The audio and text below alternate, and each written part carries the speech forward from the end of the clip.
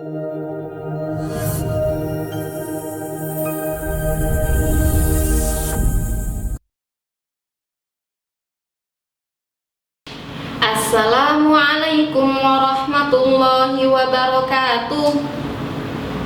Halo teman-teman, jumpa lagi dengan Teacher Laila dalam pelajaran Pendidikan Agama Islam untuk kelas 9. Hari ini insya Allah kita akan membahas materi tentang zakat. Sebelum kita mulai, marilah kita membaca basmalah bersama-sama. Bismillahirrahmanirrahim. Pernahkah kalian merenung mengapa di dunia ini ada orang kaya dan ada orang yang miskin? Mengapa Allah Subhanahu wa Ta'ala mensyariatkan zakat dan apa tujuan disyariatkannya zakat tersebut? Oke, Allah menciptakan manusia dalam keadaan yang berbeda-beda. Ada laki-laki, ada perempuan, ada besar, ada kecil, ada tua, ada muda, ada yang menjadi pengusaha yang sukses dan ada juga pengusaha yang belum sukses. Dengan keadaan manusia yang bermacam-macam itu, Allah pasti memiliki alasan tersendiri. Orang yang kaya dan tercukupi kebutuhannya harus banyak bersyukur serta tidak boleh sombong kepada Allah Subhanahu wa Ta'ala. Sedangkan yang miskin atau kurang tercukupi kebutuhannya harus banyak bersabar dan mohon pertolongan kepada Allah Subhanahu wa Ta'ala. Islam mengajarkan kepada pemeluknya agar selalu hidup saling berdampingan dan tolong-menolong satu sama lain. Hal itu dapat dilihat dari disyariatkannya zakat. Orang yang mampu dan berlebih hartanya dianjurkan dan bahkan diwajibkan menyisihkan hartanya dalam jumlah tertentu untuk diberikan kepada orang yang membutuhkan. Zakat dapat memberikan ketenangan dan ketentraman bukan hanya bagi penerimanya tetapi juga kepada pemberinya. Orang yang menerima akan merasa terbantu, sedangkan orang yang memberi akan merasa tenang dan tentram karena telah melaksanakan kewajibannya.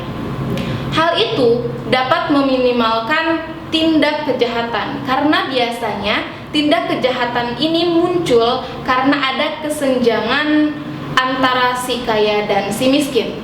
Disyariatkannya zakat ini diharapkan dapat mengurangi kesenjangan tersebut sehingga setiap umat manusia dapat hidup berdampingan dengan tentram dan damai. Oke, kita mulai ke materi zakat. Pertama, pengertian zakat. Zakat menurut bahasa artinya membersihkan, mensucikan, tumbuh, berkah, dan berkembang. Sedangkan menurut istilah adalah sejumlah harta tertentu yang diwajibkan Allah supaya diserahkan kepada orang yang berhak menerimanya dengan syarat dan ketentuan yang berlaku. Orang yang mengeluarkan zakat disebut muzaki, sedangkan orang yang menerima zakat disebut mustahik. Allah Subhanahu wa Ta'ala berfirman di dalam Al-Quran surah At-Taubah, surah ke-9 di dalam Al-Quran, ayat 103. A'udzu billahi minasyaitonir rajim. Khudh min amwalihim shadaqatan tutahhiruhum wa tuzakkihim biha wa shalli 'alaihim. Inna sholataka sakanun lahum wallahu sami'un alim. Yang artinya, ambillah zakat dari harta mereka guna mensucikan dan menyucikan mereka. Dan berdoalah untuk mereka, sesungguhnya doamu itu menumbuhkan ketentraman jiwa bagi mereka. Allah Maha mendengar, Maha mengetahui. Berdasarkan ayat tersebut, zakat bertujuan membersihkan jiwa dan harta. Zakat akan membersihkan hati dari sifat rakus dan kikir. Zakat juga membersihkan harta dari sebagian harta yang sesungguhnya menjadi hak milik orang lain. Di dalam Al-Quran, perintah zakat ini sering disandingkan dengan perintah sholat. Aqimus shalah wa atuz zakah. Hal ini menunjukkan betapa pentingnya ibadah zakat dalam Islam. Selanjutnya, macam-macam dan ketentuan zakat. Zakat terbagi menjadi dua macam, yaitu yang pertama zakat fitrah dan yang kedua adalah zakat mal. Zakat fitrah adalah zakat yang wajib dikeluarkan umat Islam, baik laki-laki maupun perempuan, besar atau kecil, merdeka atau budak, tua atau muda, pada awal Ramadan sampai menjelang salat Idul Fitri. Ulama fikih sering menyebut zakat fitrah dengan zakatul ru'us atau zakat kepala, zakatul abdan atau zakat badan. Hal ini disebabkan karena zakat fitrah disyariatkan dengan tujuan mensucikan orang-orang yang berpuasa. Tujuan lainnya adalah untuk memberi makan orang-orang miskin serta mencukupi kebutuhan mereka di hari raya Idul Fitri. Zakat fitrah diberikan berupa gandum, kurma, beras, atau makanan pokok lainnya yang berlaku di daerah setempat dengan jumlah 1 sak, yaitu takaran 3,5 liter. Selanjutnya adalah syarat wajib zakat fitrah. Yang pertama, Islam. Yang kedua, masih hidup saat terbenamnya matahari pada hari akhir bulan Ramadan. 3. Mempunyai harta lebih. Maksudnya, seseorang mempunyai persediaan makanan pokok lebih dari cukup, baik untuk dirinya ataupun keluarganya di saat hari raya selama sehari semalam, artinya dalam hari raya Idul Fitri. Selanjutnya adalah waktu pembayaran zakat fitrah. Dibedakan menjadi 3, yaitu yang pertama ada waktu yang mubah atau boleh. Kapan ini waktunya? Yaitu sejak tanggal 1 Ramadan sampai akhir bulan Ramadan. Waktu yang kedua adalah waktu wajib, yakni sejak terbenamnya matahari pada akhir bulan Ramadan sampai menjelang salat Idul Fitri. Yang ketiga adalah waktu yang paling afdol, yaitu sesudah sholat subuh tanggal 1 Syawal sampai menjelang sholat Idul Fitri ya. Jadi batas akhir pembayaran zakat fitrah adalah sesaat sebelum sholat Idul Fitri. Selanjutnya yang kedua yaitu zakat mal.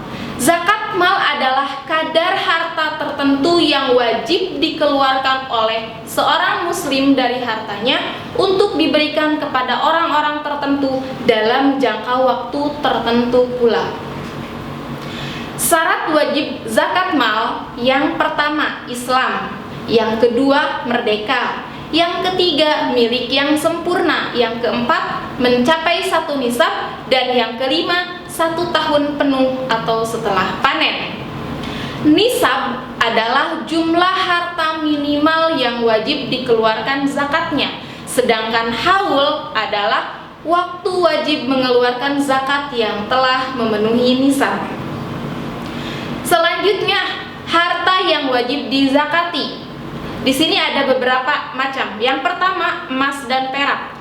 Nisab emas adalah 20 miskol, yaitu 94 gram.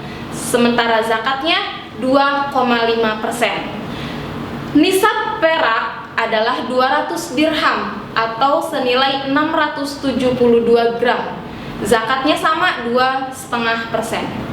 Haul untuk emas dan perak adalah 1 tahun telah dimiliki.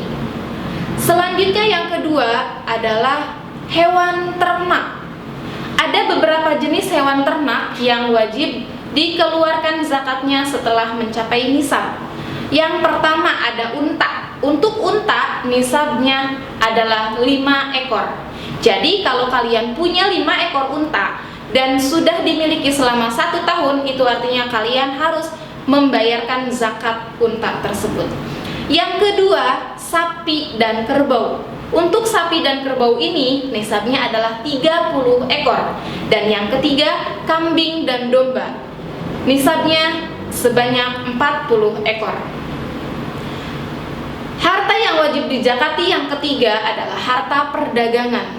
nisabnya senilai nisab emas dan telah mencapai haul. Yang keempat, hasil tanaman dan buah-buahan. Nisab dari hasil bumi adalah 5 wasak atau 1050 liter. Sementara waktu pengeluaran zakatnya adalah setiap kali panen. Besarnya adalah 5% jika pengairan di daerah itu sulit. Sementara jika pengairannya mudah, wajib zakatnya adalah 10%. Yang kelima, harta rikaz atau biasa disebut dengan barang temuan.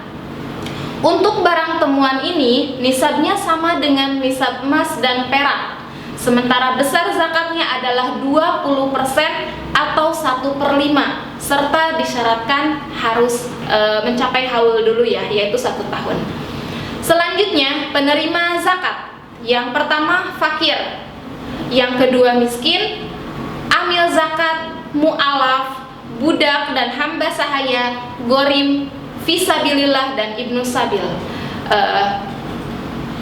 Fakir, tadi yang pertama fakir. Fakir maksudnya adalah orang yang tidak memiliki mata pencaharian yang tetap dan keadaan hidupnya di bawah standar hidup normal. Yang kedua tadi miskin, orang yang mempunyai mata pencaharian tetap tetapi belum cukup untuk memenuhi keperluan hidup diri dan keluarganya.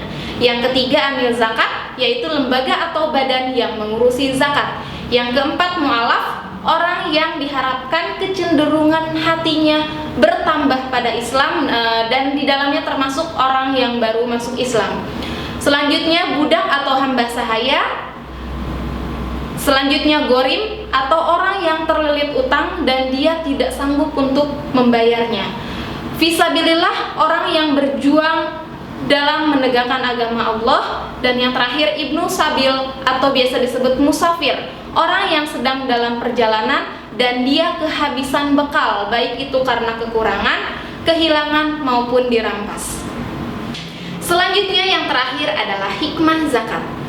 Ada beberapa hikmah yang diharapkan didapatkan setelah kita membayar zakat. Pertama, memelihara harta orang-orang kaya dari tangan-tangan penjahat yang diantaranya tadi terjadi kesenjangan sosial antara si kaya dan si miskin.